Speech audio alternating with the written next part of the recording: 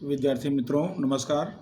आज का अपना वीडियो चैप्टर नंबर 8 मुख्य रोजनामचा जनरल प्रॉपर। तो आज हम इस पाठ के विषय में चर्चा करेंगे। इसमें हम देखेंगे कि मुख्य रोजनामचा का अर्थ और मुख्य रोजनामचा है क्या, उसमें किस तरह के व्यवहारों का लेखा किया जाता है। तो आज हम उसके बारे में चर्चा करेंगे और समझेंगे। तो आपको समझना है यहाँ पर कि मुख्य रोजनामचा यह रोजनामचा का ही एक स्वरूप है। तो इसमें अगर हम इसको समझाएं तो ऐसा कह सकते हैं कि अन्य सहायक बहियों में जो व्यवहार सामान्यतः नहीं लिखे जाते, ऐसे व्यवहार जिस सहायक बही में लिखे जाते हैं उसे मुख्य रोजनामचा कहते हैं। दूसरी इसके बारे में बात है कि मुख्य रोजनामचा का उपयोग मर्यादित स्वरूप के व्यवहारों के लिए किया जाता है। यानी सहायक बही के अगर भाग के रूप में लिया जाए तो हम कह सकते हैं कि सहायक बही में जो व्यवहार नहीं लिखे गए हों उनका लेखा हम मुख्य रोजनामचा में करते हैं। और मुख्य रोजनामचा का स्वरूप रोजनामचा जैसा होता है, जैसे उसमें तारीख, विवरण, खाता पृष्ठ नंबर, उधार रकम, जमा रकम, ऐसे यहाँ पर भी उसी फॉर्मेट में लिखा जाता है। अब देखते हैं महत्वपूर्ण चीज़ कि मुख्य रोजनामचा में लिखे जाने वाले व्यवहार। तो मुख्य रोजनामचा में कौन कौन से व्यवहार लिखे जाते हैं उसके बारे में है। तो जैसे दिया ट्रांजेक्शंस ऑफ जनरल प्रॉपर, तो इसमें नंबर 1 आता है प्रारंभिक रोजनामचा। तो यानी जो शुरुआत में प्रारंभिक रोजनामचा या प्रविष्टि की जाती है उसके लिए मुख्य रोजनामचा का उपयोग किया जाता है। उदाहरण देखिए इसके लिए, धंधा प्रारंभ करने के लिए रुपया 15,000 रोकड़, 10,000 का फर्नीचर, रुपया 8,000 का माल स्टॉक धंधे में लाए। अब यहाँ देख सकते हैं हम कि इसके अंदर धंधा शुरू करते समय प्रारंभिक रोजनामचा कहा जाएगा इसको। रोकड़ यहाँ पर लाया गया है तो रोकड़ हमको पता है कि रोकड़ हम कहाँ लिखते हैं, रोकड़ बही में लिखते हैं, तो रोकड़ बही में लिख देंगे।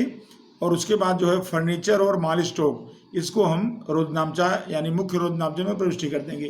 तो जैसे हम इसके रोजनामचा से अच्छी तरह परिचित हैं तो उसके आधार पर रोजनामचा का प्रारूप हो गया तारीख, विवरण, खाता पृष्ठ, उधार, जमा। उसके बाद फर्नीचर खाता उधार, संपत्ति आए तो उधार, माल स्टॉक खाता उधार और पूंजी खाते का, क्योंकि प्रारंभिक रोजनामचा है मालिक द्वारा धंधे में लाई गई फर्नीचर, माल स्टॉक, ये पूंजी बनेगी। तो पूंजी खाते का 18,000। और यहाँ आप नोट लिख सकते हैं, लिखना हो तो 15,000 रोकड़ का लेखा मुख्य रोजनामचे में नहीं होगा, जबकि इसका लेखा कहाँ होगा, रोकड़ बही में होगा। उसके बाद अब आता है अन्य सहायक बही में नहीं लिखे जाने वाले व्यवहार। तो अन्य सहायक बही में जिन व्यवहारों का लेखा नहीं होता है उसको रोकड़ बही में मुख्य रोजनामचा में लिखते हैं। तो जैसे कि संपत्ति के उधार खरीद या बिक्री के व्यवहार। अगर संपत्ति में उधार खरीदी गई है, संपत्ति जो है साख पर बेची गई है, तो हम देखते थे कि खरीद बही बिक्री में उसका लेखा नहीं करते थे। तो ऐसे व्यवहार का लेखा हम मुख्य रोजनामचा में करेंगे। तो यहाँ पर उदाहरण में इस तरह से दिया है, 15,000 का फर्नीचर सुंदर फर्नीचर मार्ट में से 2 मास के साख पर खरीदा।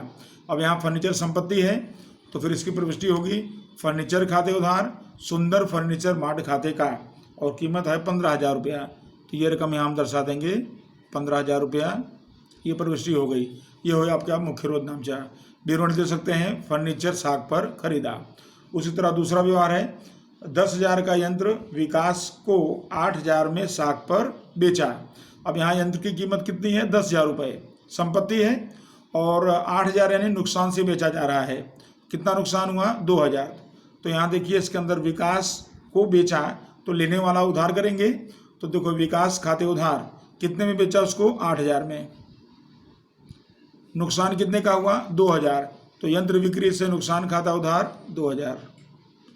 और यंत्र कितने का जा रहा है धंधे में से, तो यंत्र खाते का 10,000। ये प्रविष्टि हो गई। तो यानी इस तरह की प्रविष्टि है तो वो भी मुख्य रोजनामचा में लिखी जाएगी। विवरण लिख दिया हमने कि 10,000 का यंत्र 8,000 में साख पर बेचा। उसके बाद आता है तीसरा खाता परिवर्तन के व्यवहार, ट्रांजैक्शन ऑफ अकाउंट ट्रांसफर। इनके अंदर जैसे कनु को चुकाने रुपया 10,000 मनु ने कबूल किया। अब यहाँ पर जो है पेमेंट जो है कनु को करना है, उसे कबूल किसने किया, मनु ने। तो यहाँ पर कनु का खाता मनु में ट्रांसफ़र होगा। तो यहाँ पर एंट्री इस तरह से बनेगी, यहाँ कनु खाता उधार, यहाँ पर 10,000 रुपया, कनु खाता उधार 10,000 और मनु खाते का 10,000। और विवरण दे सकते हैं कि कनु को चुकाना मनु ने कबूल किया। इस तरह से यहाँ पर आपको ये एंट्री इसमें हो जाएगी, यानी इसको हम पेमेंट नहीं कर रहे हैं, हमारे बदले में मनु पेमेंट कर रहा है, ऐसा हो गया ये व्यवहार। फिर उसके बाद है वर्ष के अंत में आहरण खाता रुपया 20,000 बंद करके पूंजी खाते में परिवर्तन किया। आहरण खाता सामान्य रूप से पूंजी खाते में जाता है, और आप पक्की दरपट में देखते हैं या तो आप देखेंगे इसके अंदर कि पूंजी में से आहरण माइनस हो जाता है, ऐसा भी कर सकते हो। तो उसकी प्रविष्टि स्वरूप भी करना हो तो फिर पूंजी खाता उसको उधार किया जाता है, क्योंकि आहरण से पूंजी घटती है, आपने हिसाबी समीकरण में देखा था। तो इसलिए पूंजी खाता जमा शेष होता है, उसका उल्टा क्या होगा, उधार शेष। तो पूंजी खाता उधार हुआ 20,000 रुपया, पूंजी खाता उधार 20,000 और आहरण खाते का 20,000, और इसका विवरण दे सकते हैं कि आहरण खाता बंद करके पूंजी खाते ले गए। तो ये तीसरा टाइप का हो गया। उसके बाद आता है अब चौथे टाइप में। देखिए चौथे टाइप में लिखा है अंतिम प्रविष्टियाँ, क्लोजिंग एंट्रीज। वर्ष के अंत में खरीद खाते का शेष 40,000, बिक्री खाते का शेष 70,000, वेतन खाते का शेष 20,000, मुख्य रोजनामचा में लिखो, यानी वर्ष के अंत में जो बाकियाँ बची हैं वो। तो आप भाग 2 में सीखेंगे जब फाइनल अकाउंट्स वार्षिक हिसाब, तो वहाँ आपको समझ में आएगा व्यापार खाता, लाभानी खाता, ये सब खाते आपको वहाँ अच्छी तरह समझ में आएंगे। अभी आपको जानना है कि व्यापार खाता जो होता है उसमें खरीदी को उधार किया जाता है, इसलिए हम लिख रहे हैं व्यापार खाता उधार खरीद खाते का, और अमाउंट है 40,000। ये खाता बंद हो गया, यानी जब वार्षिक हिसाब बनाएंगे तो इन खातों को इस तरह से बंद करेंगे, और यहाँ खरीद खाता बंद करके व्यापार खाते ले गए। फिर उसी तरह से है बिक्री खाते का शेष 70,000 रुपये। तो जब खरीदी हम व्यापार खाते में उधार करते हैं तो बिक्री को व्यापार खाते में जमा करेंगे, तो प्रविष्टि क्या हो जाएगी, बिक्री खाते उधार व्यापार खाते का। यहाँ देखो व्यापार खाता उधार है, यहाँ व्यापार खाता जमा हो गया, और 70,000 रुपये, 70,000 विवरण में बिक्री खाता बंद करके व्यापार खाते ले गए। उसके बाद आता है अगला जो है वेतन खाता 20,000 शेष। तो वेतन खाता ये लाभान खाते में खर्च के रूप में है, तो लाभान खाते में उधार किया जाता है, तो इसके लिए एंट्री प्रविष्टि होगी लाभानी खाते उधार और वेतन खाते का, और अमाउंट लिख देंगे यहाँ पर 20,000 रुपये। तो इस तरह से आप देख रहे हैं कि वेतन खाता बंद करके लाभान खाते ले गए। तो ये जो तीसरे टाइप का मुख्य रोजनामचा लिखने वाला व्यवहार है वो अंतिम प्रविष्टियाँ। तो अंतिम प्रविष्टियाँ लिखने के लिए आपको मुख्य रोजनामचा लिखा करना पड़ता है। फिर आता है पांचवा टाइप का समायोजन प्रविष्टियाँ, एडजस्टमेंट एंट्रीज।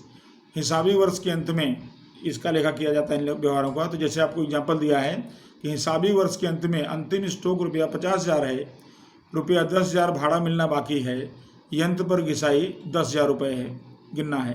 तो ये सब वर्ष के अंत में होने वाली प्रविष्टियाँ हैं, तो उसको भी मुख्य रोजनामचा लिखा जाता है।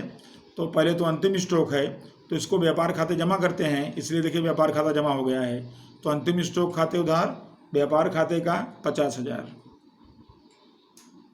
ये प्रविष्टि हमने अंतिम प्रविष्टि है, इसको लिख दिया अंतिम स्टॉक का समायोजन प्रविष्टि, बराबर। उसके बाद दूसरा नंबर है मिलना बाकी भाड़ा। तो मिलना बाकी भाड़ा है 10,000 रुपया। तो मिलना बाकी अपना लेना बनता है, संपत्ति बनता है, इसलिए उसको उधार करेंगे। तो यहाँ मिलना बाकी भाड़ा खाते यहाँ पर हो जाएगा, रकम हो जाएगी यहाँ पर 10,000 और भाड़ा खाते का 10,000, और विवरण में मिलना बाकी भाड़ा का समायोजन प्रविष्टि लिख दिया है। फिर घिसाई खाता देखिए, घिसाई 10,000 गिनना है। तो कोई भी संपत्ति पर घिसाई गिनेंगे तो संपत्ति घटेगी, संपत्ति का उधार शेष होता है तो संपत्ति को जमा शेष कर दो। तो यहाँ पर यंत्र खाता जमा हो गया और घिसाई नुकसान या खर्च के रूप में उधार हो गया। तो 10,000 रुपया घिसाई खाता उधार और यंत्र खाते का 10,000। तो ये जो अंतिम प्रविष्टियाँ हैं, समायोजन प्रविष्टियाँ हैं, उनका लेखा भी काम करते हैं, जो है मुख्य रोजनामचा में करते हैं। और उसके बाद एक लास्ट है भूल सुधार प्रविष्टियाँ, यहाँ पर दिया है रेक्टिफिकेशन ऑफ एरर्स। तो ये जो भूल सुधार प्रविष्टियाँ हैं इनको भी सामान्य रूप से मुख्य रोजनामचा में लिखा जाता है। जैसे 5,000 स्टेशनरी खर्च के चुकाए जिसका लेखा फुटकर खर्च खाते उधार हुआ। अब यहाँ वास्तव में खर्च कौन सा है, स्टेशनरी, और लिखा कहाँ गया, फुटकर खर्च में। तो अब हम फुटकर खर्च भूल से उधार किए थे, उसको जमा कर देंगे, उसके बदले में स्टेशनरी खर्च खाता उधार कर देंगे। तो यहाँ पर देखिए स्टेशनरी खर्च खाते उधार और फुटकर खर्च खाते का 5,000, ये भूल सुधार दिया। तो भूल सुधार प्रविष्टि हो गई है। फिर उसके बाद दूसरा नंबर है 10,000 की मशीनरी खरीद की प्रविष्टि खरीद खाते लिखी गई है। संपत्ति खरीदे तो संपत्ति खाते उधार होना चाहिए, और हमने कौन सा खाता खरीद लिख दिया है? खरीद खाता। तो खरीद खाता भूल से उधार हुआ है, तो जमा करेंगे, बदले में मशीनरी खाता उधार कर देंगे। तो मशीनरी खाता उधार यहाँ पर हो जाएगा 10 कितना रुपया? 1 लाख की मशीनरी है, तो 1 लाख, और खरीद खाते का 1 लाख, 1 लाख। तो इस तरह से मशीनरी की खरीदी का लेखा भूल से खरीद खाते उधार हो गया, तो उसको हमने जमा कर दिया। तो ये भूल से उधार प्रविष्टि है, जिसको भी आप भाग 2 में इसके बारे में भी सीखेंगे। तो इस तरह से इस तरह के अलग अलग व्यवहारों का लेखा मुख्य रोजनामचा में किया जाता है। तो अब इसके बाद हम थोड़ा सा इसमें स्वाध्याय के प्रश्न ले लेते हैं इसके अंदर। तो स्वाध्याय में आपको इसमें प्रश्न दिया गया है। स्वाध्याय का प्रश्न 4 है।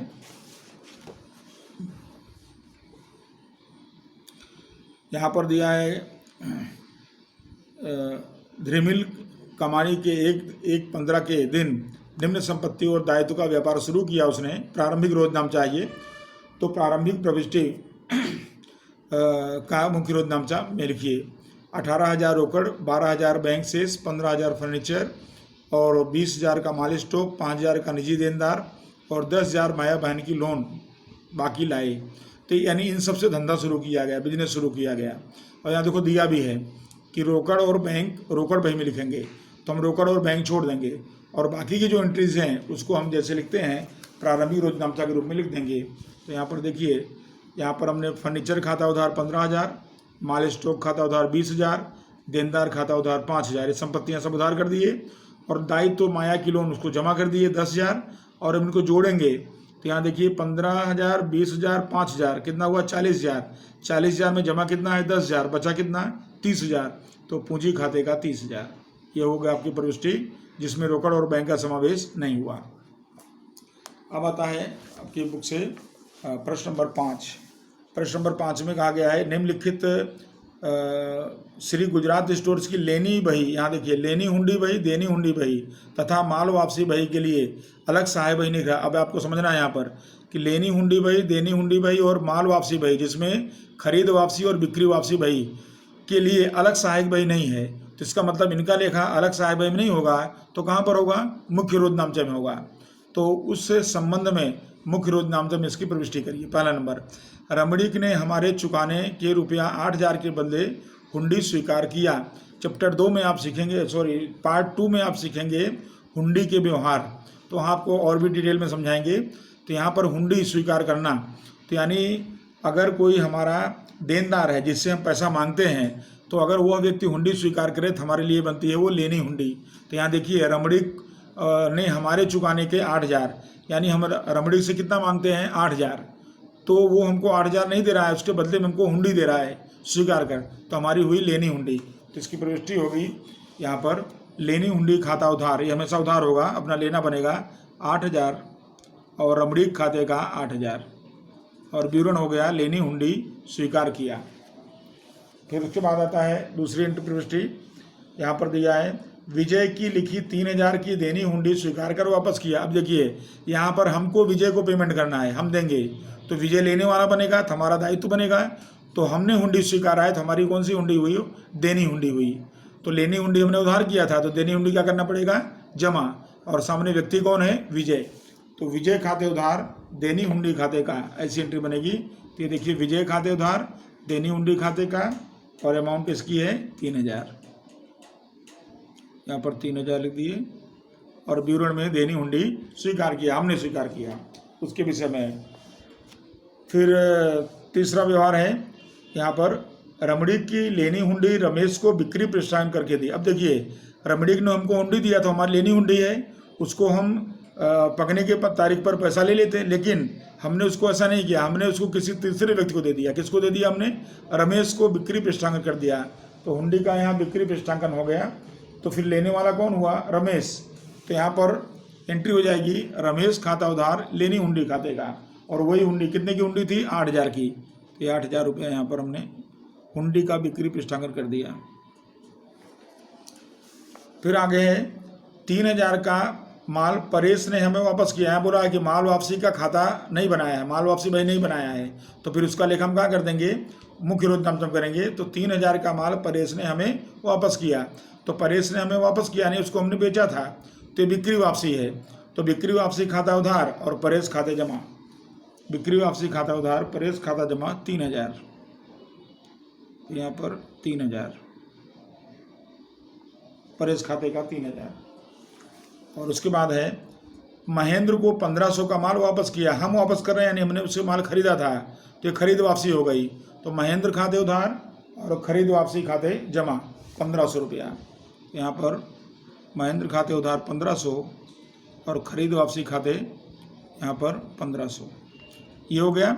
और उसके बाद इसका जो है कुल योग कर देंगे, तो इसका टोटल देख रहे हैं, इसके अंदर ये आएगा 23,500, 23,500, यहाँ भी 23,500, यहाँ लिख देखा है कुल योग।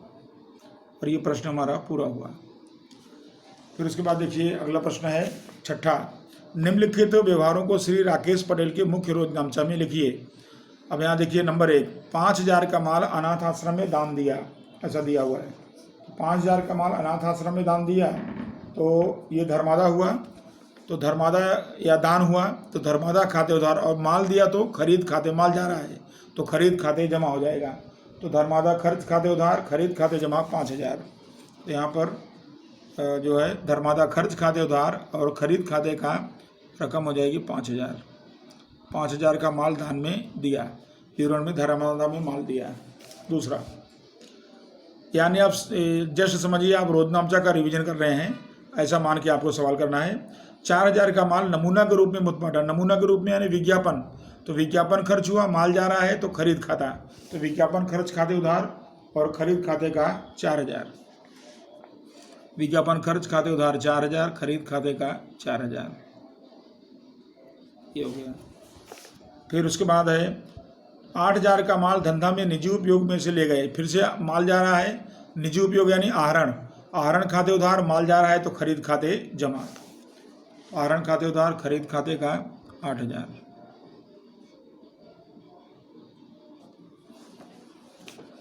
फिर उसके बाद है 3,000 का फर्नीचर 2,800 का माल देकर खरीदा। अब यहाँ देखो इस तरह व्यवहार दिया है, तो यहाँ पर फर्नीचर खरीदा और माल देकर खरीदा, तो हमने माल कितने का दिया 2,800 का, तो उतनी कीमत इसको हम गिन लेंगे इसके अंदर। तो चौथे व्यवहार में यहाँ पर फर्नीचर खाते उधार बिक्री खाते का, और कितना का माल दिया हमने 2,800 का, तो यहाँ 2,800 रुपया, आपको नुकसान या लाभ बताने की जरूरत नहीं है, तो 2,800 रुपये से इसको हमने एंट्री कर दिया, और माल दिया तो बिक्री खाते जमा कर दिया। यहाँ पर जो है माल देने के संदर्भ को बिक्री खाता बताया। फिर उसके बाद आता है, क्योंकि ये विनिमय व्यवहार है, विनिमय व्यवहार होने की वजह से जो है खरीदी बिक्री के रूप में लिखा गया। फिर 7,000 का माल दुर्घटना में नष्ट हुआ, बीमा कंपनी ने 5,500 का दावा स्वीकार किया। अब देखिए बीमा कंपनी ने दावा स्वीकार किया, तो बीमा कंपनी से हमारा लेना बनेगा, हम मांगेंगे उससे, तो बीमा कंपनी उधार हो जाएगी 5,500 रुपये से, और हमारा नुकसान हुआ 7,000 का, तो 5,500 मिलेगा, तो कितना नहीं मिलेगा 1,500, तो 1,500 रुपया वो नुकसान माना जाएगा। और दुर्घटना में माल जाएगा तो उसको खरीद खाते जमा कर देंगे। तो यहाँ पर एंट्री हो जाएगी बीमा कंपनी खाते उधार 5,500, नुकसान दुर्घटना से नुकसान खाते उधार 1,500, और खरीद खाते का कितना हो जाएगा यहाँ पर 7,000। इस तरह से दुर्घटना में माल नष्ट हुआ, उसकी एंट्री हो गई। फिर आता है 2,000 निराली के पास से लेना है, जो रकम अब नहीं मिलेगी, तो डूबोत्तीर्ण हो गया इसका मतलब, तो डूबोत्तीर्ण हो गया तो नुकसान हो गया, तो उधार करेंगे, और किसके पास से निराली के पास से, तो डूबोत्तीर्ण खाते उधार निराली खाते का 2,000 डूबोत्तीर्ण अपलिखित किया। फिर अगला व्यवहार है यंत्र पर 800 रुपया घिसाई अपलिखित करो। तो घिसाई हम जानते हैं घिसाई खर्च है या नुकसान है, इसको उधार करेंगे, तो घिसाई खाते उधार यंत्र खाते का, तो घिसाई खाते उधार यंत्र खाते का 800 रुपया। उसके बाद है मार्च मास का वेतन 7,800 चुकाना बाकी है, चुकाना बाकी हमारा दायित्व बनता है, इसलिए इसको हम जमा करेंगे चुकाना बाकी, और वेतन खर्च के रूप में उधार करेंगे। तो यहाँ पर वेतन खाते उधार चुकाना बाकी वेतन खाते का 7,800, और इसका टोटल कर देंगे अब, तो यहाँ पर कुल योग कुल योग यहाँ पर ऊपर करेंगे इसको तो आ है 37,400। 37,400 ये आपका मुख्य रोजनामचा तैयार हो गया। फिर उसके बाद अब अगले प्रश्न की तरफ देखते हैं। तो अगला प्रश्न अपना है प्रश्न क्रमांक 7, निम्न व्यवहारों का श्री एकता के मुख्य रोजनामचा में लिखो। तो पहला देखिए, धंधा प्रारंभ करने के लिए 7,000 का फर्नीचर, 15,000 का माल स्टॉक और 20,000 का यंत्र धंधे में लाए। तो ये प्रारंभिक रोजनामचा है, तो उसकी तरह इसका लेखा करेंगे। तो यहाँ पर लिखेंगे फर्नीचर खाता उधार 7,000, फिर माल स्टॉक खाता उधार 15,000 और यंत्र खाता है 20,000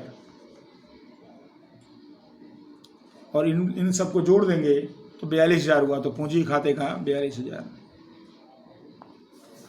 और विवरण लिख सकते हैं कि फर्नीचर, माल स्टॉक, यंत्र से धंधा में लाया, धंधे शुरू किए, जो लिखना हो। फिर दूसरा है 2 तारीख को 2,000 का साइंटिफिक कैलकुलेटर, 25,000 का सेलुलर फोन धंधा के लिए कमलेश ट्रेडर्स से खरीदा। अब यहाँ देखिए, यहाँ रोकड़ व्यवहार नहीं हुआ है, उधार व्यवहार है और सामने व्यापारी का नाम है कमलेश ट्रेडर्स। तो कमलेश ट्रेडर्स नाम है, तो इसकी एंट्री अपने इस तरह से करेंगे यहाँ पर। तो ये जो कैलकुलेटर है इसको हम स्टेशनरी भी लेते हैं, स्टेशनरी खर्च के रूप में बताएंगे और सेलुलर फ़ोन को उसको भी बताएंगे, फ़ोन के रूप में बताएंगे। तो यहाँ पर स्टेशनरी खर्च यानी कैलकुलेटर खाते उधार, तो कैलकुलेटर कितने का है? 2,000 का है, तो उसको हम क्या बताएंगे? स्टेशनरी खर्च। आप कैलकुलेटर के गलत नहीं है, लेकिन उसको हम जो है स्टेशनरी के अर्थ में ले रहे हैं इसके अंदर। तो स्टेशनरी खर्च खाते उधार, सेलुलर फ़ोन खाते उधार 25,000 और दोनों मिला के कमलेश ट्रेडर्स खाते का हो गया 27,000। 27,000। फिर उसके बाद है 3,000 का माल देकर घर के लिए 2,500 का पंखा खरीदा। अब यहाँ पर घर के लिए है तो आहरण हो गया, तो यहाँ पर हमने माल कितने का दिया है? 3,000 का। तो जैसे ऊपर देखे तो वैसे यहाँ भी माल कितने का है? 3,000 का है, इससे मतलब नहीं है, तो 3,000 से एंट्री करेंगे। तो इसका मतलब हुआ आहरण खाते उधार 3,000 और आहरण से गया माल समझेंगे क्योंकि माल देकर खरीदा है, तो खरीदी हो गई, खरीद खाते का 3,000। इस तरह से माल की जावक अन्य रूप से हो रही है, इसलिए तो हमने खरीद खाता बता दिया। फिर उसके बाद आता है अगला व्यवहार, 8,000 की हुंडी नम्रता पर लिखी जो उसने स्वीकार किया। तो हुंडी स्वीकार करे कोई तो हमारे लिए कौन सी हुंडी बनेगी? लेनी हुंडी। तो लेनी हुंडी खाते उधार नम्रता खाते का, तो लेनी हुंडी खाते उधार नम्रता खाते का 8,000 रुपया।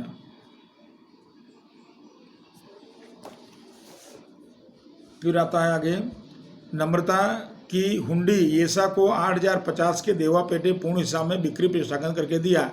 अब जो हमको लेनी हुंडी मिली थी जो है नम्रता के पास से, वो हम किसको दे रहे हैं? येसा को दे रहे हैं। अब येसा को कितना देना था? 8,050 और हमारी हुंडी कितने की है? 8,000 की है, तो 50 रुपये इसके अंदर बट्टा हो जाए या कसर हो जाएगा, क्योंकि 50 रुपये हम कम दे रहे हैं इसको।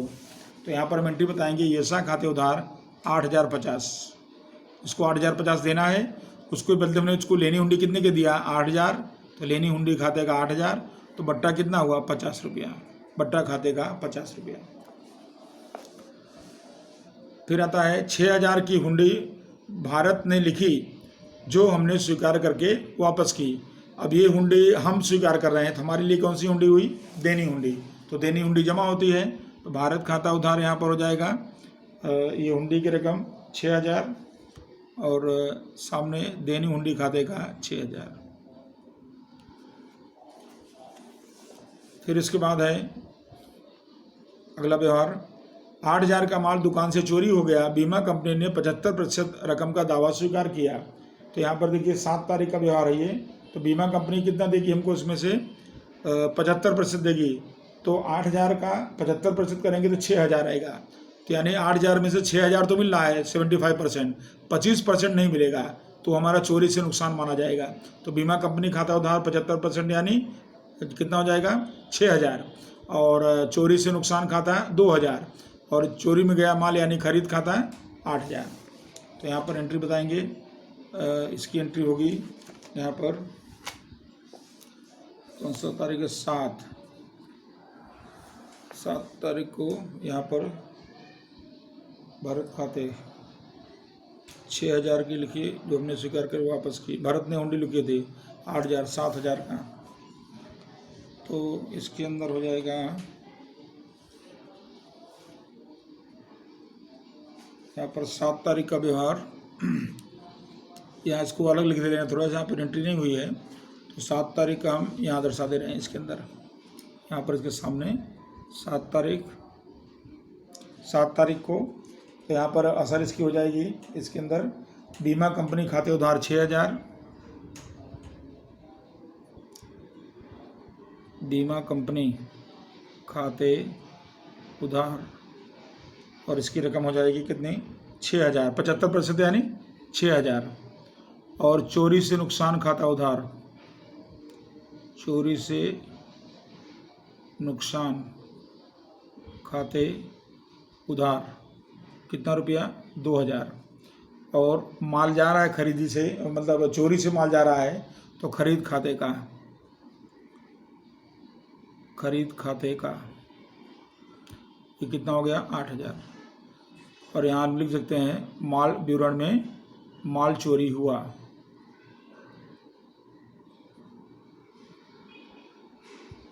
इस तरह से ये 7 तारीख का व्यवहार यहाँ पर हो गया। और ये व्यवहार जो था ये हमारा ये 6 तारीख का व्यवहार था, तो 6 तारीख को और फिर ये 7 का व्यवहार हो गया। इस तरह से बीमा कंपनी खाते 75% यानी 6,000, और चोरी से नुकसान 25% यानी 2,000, और माल की जावक हो रही है चोरी के रूप में, तो खरीद खाते का 8,000। तो ये हमारी एंट्री हो गई। उसके बाद आता है 8वां व्यवहार। 8वें व्यवहार में नीरव के पास से 8,000 लेना है और नलिन को 8,200 देना है, और 8,000 नीरव के पास से कबूल करवाकर नलिन का हिस्सा पूरा किया। अब यहाँ पर हमको नीरव के पास से लेना है, तो नीरव चुका रहा है और सामने नलिन को हमको देना है, तो अब नीरव हमको नहीं देगा, किसको देगा, वो नलिन को देगा। तो इसकी प्रविष्टि इस तरह करेंगे, नलिन खाता उधार हो जाएगा। यहाँ पर खाता उधार हो जाएगा 8,200 रुपये का हिसाब है, पेमेंट करेगा नीरव, तो नीरव कितना उसको पेमेंट कर देगा 8,000, ये पेमेंट कर देगा। बचा 2,000 वो हमको बट्टा हो जाएगा या कसर हो जाएगा, तो उसको हमने कसर खाते का लिख दिया या बट्टा खाते का। और उसके बाद की एंट्री है लास्ट में, राजेंद्र के पास से 2,000 डूबत ऋण वापस के रोकड़ मिले। अब देखिए यहाँ पर रोकड़ मिले तो क्या हुआ है व्यवहार, रोकड़ बही में चला जाएगा। कितना लिखा है यहाँ पर 2,000 डूबत ऋण के वापस रोकड़ मिले, रोकड़ मिले यानी रोकड़ बही में इसका लेखा करेंगे, तो रोजनामचे में इसकी आवश्यकता नहीं है कि हमने नोट कर दिया, रोकड़ व्यवहार है, रोकड़ बही में लिखा जाएगा। फिर उसके बाद मनोज को 300 का ब्याज चुकाना बाकी है। अब यहाँ पर ब्याज चुकाना बाकी है, तो यहाँ पर ब्याज खाता उधार और चुकाना बाकी ब्याज खाते का या मनोज खाते का, ऐसा लिख सकते हैं आप। तो यहाँ पर ब्याज जो है कितना रुपया 300 अपना खर्च है और चुकाना बाकी अपना दायित्व है, तो ये जमा हो गया। तो इस तरह से यहाँ पर सारी एंट्री हो गई।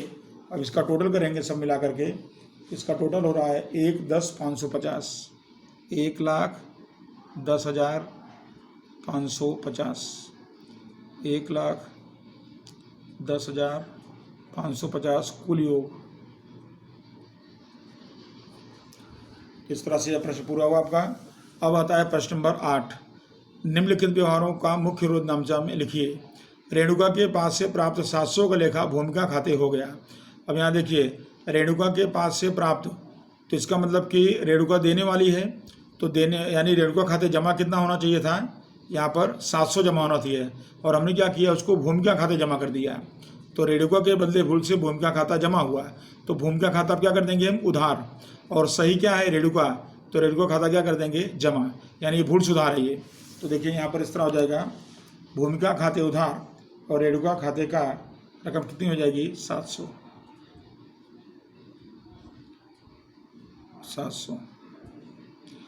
भूल से भूमिका खाता जो है जमा हुआ था, तो उसको हमने उधार कर दिया। फिर उसके बाद है उपदेश का पहले डूबत ऋण 1,000 वापस मिला, यानी उसका डूबत ऋण के रूप में था 1,000, वो हमको वापस मिला जो उपदेश खाते लिखा गया। तो यहाँ पर आपको समझना है इसके अंदर कि डूबत ऋण वापस मिले तो डूबत ऋण वापसी खाता जमा होना चाहिए, और हमने क्या जमा कर दिया है उपदेश खाता जमा कर दिया है। तो नियम इसका है कि उसको उल्टा कर देंगे, तो हम क्या कर देंगे उपदेश खाता उधार कर देंगे और उसके बदले में डूबत ऋण वापसी खाता जमा कर देंगे। तो इस तरह एंट्री होगी। उपदेश खाता उधार डूबत ऋण वापसी खाते का 1000। ये भूल सुधार आपको भाग 2 में आगे पढ़ने को मिलेगा। भूल सुधार प्रविष्टि वहाँ और सीखेंगे। और अभी आपको इतना समझना है इसके अंदर कि जो व्यवहार गलत होता है उसको विरुद्ध पक्ष में उसकी एंट्री कर देना है आपको। उसके बाद अगला व्यवहार आता है नंबर 2 पूरा हुआ और तीसरा व्यवहार। तीसरे व्यवहार में आप देखेंगे इसके अंदर तो यहाँ पर शर्मा को चुकाए 800 वर्मा खाते उधार किए। तो यहाँ पर शर्मा को चुकाए 800 वर्मा खाते उधार किए। तो यहाँ पर भूल से जो है इसमें वर्मा खाते उधार किए, तो जो भूल हुई इसको सुधारेंगे। तो यहाँ पर भूल वर्मा खाते उधार किए तो वर्मा खाते जमा कर दिए और शर्मा खाते उधार कर दिए। तो यहाँ पर रकम हो गई 800 रुपये। यानी आप जो भूल है उसको सुधार करके उल्टा कर देने का है। यानी जमा उधार कर दो, उधार है तो जमा कर दो। फिर आगे बीमा प्रीमियम के चुकाए आहरण खाते उधार किए। यहाँ भी भूल हुई देखिए, बीमा प्रीमियम खाते उधार करना था और हमने क्या उधार किया है, आहरण खाता। तो आहरण खाता जमा हो जाएगा, बीमा प्रीमियम खाता उधार हो जाएगा। तो बीमा प्रीमियम खाते उधार आहरण खाते का 1200 रुपया, 1200। फिर उसके बाद अगला व्यवहार है धंधा में से 6000 का पुराना फर्नीचर 5800 में बेचा। अब यहाँ पर इस तरह की एंट्री दिया है तो इसके अंदर 6000 का फर्नीचर 5800 में बेच दिया है। तो यहाँ पर ये जो बेचेंगे फर्नीचर तो ये रोकड़ व्यवहार हो जाएगा, क्योंकि यहाँ किसी का नाम नहीं दिया किसको बेचा हमने। तो रोकड़ व्यवहार होने से 5800 रुपया जो है तो रोकड़ में चला जाएगा। अब इसमें देखिए फर्नीचर कितने का था, 6000 का, बेचा कितने में, 5800 में। खाली जो नुकसान हुआ वो नुकसान की एंट्री आपको यहाँ दर्शाना है। तो नुकसान कितने का हुआ, 200 रुपये का। तो देखिए फर्नीचर विक्रय से नुकसान खाता उधार 200 और फर्नीचर खाते का 200 ख्याल आया। तो यानी इसकी रकम बाकी 5800 रकम रोकड़ में चली गई, क्योंकि रोकड़ व्यवहार हो गया है और खाली नुकसान की एंट्री मुख्य योजनामचा में हो जाएगी। अब उसके बाद अब देखते हैं अगला प्रश्न, अपने लास्ट प्रश्न आपकी बुक का है। तो यहाँ देखिए निम्नलिखित खाता बंद करने की प्रविष्टि लिखिए। अब ये खाता बंद करने की प्रविष्टि कहाँ जाए आपको, तो जैसे मैंने आपको बताया कि चैप्टर नंबर पार्ट 2 में आपको फाइनल अकाउंट्स में आप ये सब सीखेंगे। यहाँ खाली हम छोटा सा एक बात यहाँ जान लेते हैं कि देखिए, तो इसको आप समझिए ज़रा। यहाँ पर एक व्यापार खाता बनेगा जो हम भाग 2 में सीखेंगे। तो व्यापार खाता में 2 पक्ष होंगे, उधार और जमा। उधार पक्ष में माल का प्रारंभिक स्टॉक दर्शाया जाता है, खरीदी दर्शाई जाती है उधार में, और खरीद वापसी दर्शाई जाती है। अब ध्यान रखें, खरीद वापसी माइनस में होती है। इसका मतलब खरीद वापसी जब माइनस है तो किस तरफ जा रही है, वो जमा पक्ष मानने का, उसको उल्टा। फिर खरीदी खर्च, मजदूरी, रेलवे भाड़ा, तो ये सब खरीदी खर्च है। आवक माल, गाड़ी किराया, ये सब उधार होते हैं। और इसके जमा पक्ष में बिक्री लिखी जाती है और बिक्री वापसी घटती है। तो बिक्री वापसी यानी क्या बताएंगे इसको, उधार पक्ष में समझने का आपको, माइनस यानी उल्टा। फिर उसके बाद है अंतिम स्टॉक, ये भी व्यापार खाते में जमा होता है। तो आपको ये उधार जमा खाली जान के रखना है बस। फिर एक लाभांश खाता बनता है परिणाम जानने के लिए। तो उसके उधार पक्ष में सारे खर्च या नुकसान लिखे जाते हैं और जमा पक्ष में उपज या लाभ लिखे जाते हैं। इतना जानना है खाली आपको। अब इसके ऊपर से देखिए, पहला नंबर है ब्याज खर्च खाता। तो ब्याज खर्च खाता यानी क्या हुआ, ये लाभांश संबंधित है। तो खर्च है तो लाभांश में उधार होता है, तो लाभांश खाता उधार, ब्याज खाते जमा। यहाँ पर देखिए लाभांश खाता उधार 1000 और ब्याज खर्च खाते का 1000। यानी किस खाते में जा रहा है, किस पक्ष में जा रहा है, लाभांश खाते में जाएगा, उधार पक्ष में जाएगा, तो लाभांश खाता उधार कर दिया हमने। फिर देखिए बिक्री वापसी खाता, आपने देखा अभी कि बिक्री वापसी खाता व्यापार खाता के जमा में माइनस होता है। इसका मतलब व्यापार खाते में उधार, ऐसा मानेंगे इसको। तो व्यापार खाते के उधार पक्ष में आपको ऐसा समझ के एंट्री करना है। तो इसकी एंट्री देखिए इस तरह होगी, व्यापार खाते उधार और बिक्री वापसी खाते जमा 3000 रुपया। ये खाता, इसकी एंट्री हो गई। फिर उसके बाद 3000 अमाउंट है। फिर यहाँ पर देखिए खरीद वापसी। अब आपने देखा अभी कि खरीद वापसी खाता क्या होता है, तो खरीद वापसी व्यापार खाते में उधार पक्ष में माइनस होता है, यानी वो जमा पक्ष में आता है। तो व्यापार खाता जमा बोलोगे आप, तो व्यापार खाता जमा होगा और खरीद वापसी खाता उधार होगा। तो ये देखिए खरीद वापसी खाता उधार, व्यापार खाता जमा 2000 रुपया, 2000। फिर आता है देखिए उसके बाद प्राप्त ब्याज। अभी आपने देखा लाभांश खाता है, तो लाभांश खाते में आवक जमा होती है, तो लाभांश खाते में जमा होगा, तो लाभांश खाता जमा होगा, तो फिर प्राप्त ब्याज क्या होगा, उधार होगा। तो प्राप्त ब्याज खाता उधार, लाभांश खाता जमा, कितना रुपया, 800 रुपया। 800। और उसके बाद है अगला व्यवहार है इसमें, तो इसके अंदर आप देखेंगे बाकी में ये है विज्ञापन खर्च है, तो लाभांश खाते में उधार होगा, यानी लाभांश खाता उधार बताएंगे आप, और जो है विज्ञापन खर्च खाता जमा बताएंगे। यहाँ लाभांश खाता उधार, विज्ञापन खर्च खाते जमा 1500 रुपया, 1500। फिर आता है वेतन खाता, ये भी खर्च है, लाभांश खाते में उधार होगा, तो लाभांश खाता उधार, वेतन खाते जमा, लाभांश खाते उधार, वेतन खाते जमा 4000।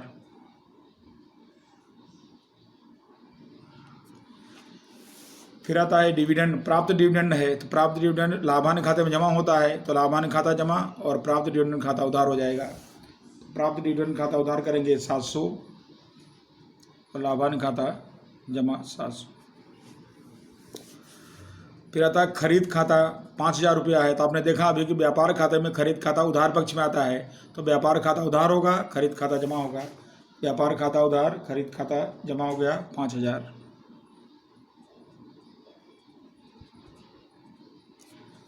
और अंत में है बिक्री खाता, आपने देखा बिक्री खाता व्यापार खाते में जमा पक्ष में होता है, तो बिक्री खाता जमा हो जाएगा और बिक्री खाता उधार हो जाएगा।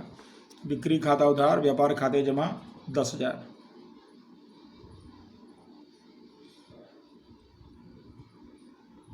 इनका टोटल करना हो तो कर सकते हैं, तो टोटल इसका आपको करना हो तो कुल ये होगा 28,000 हो रहा है, टोटल बताना हो तो। यहाँ विवरण हमने लिखा नहीं है, तो यहाँ ऊपर खाली हेडिंग कर दिया, यहाँ पर खाता बंद करने की प्रविष्टियाँ, तो ये सारी खाता बंद करने की प्रविष्टियाँ हैं। लाभांश खाते और व्यापार खाते में कैसे कैसे एंट्री जाएगी उस संदर्भ में है। इस तरह से विद्यार्थी मित्रों आपका चैप्टर नंबर 7 यहाँ पर कंप्लीट होता है। और इस चैप्टर को आप जो है बिल्कुल रोजनामचा के नियम के अनुसार आपको समझना है। काफ़ी आसान और सरल चैप्टर है ये, और आप एक बार में ध्यान से समझेंगे तो आपको पूरा चैप्टर ये समझ में आ जाएगा। धन्यवाद।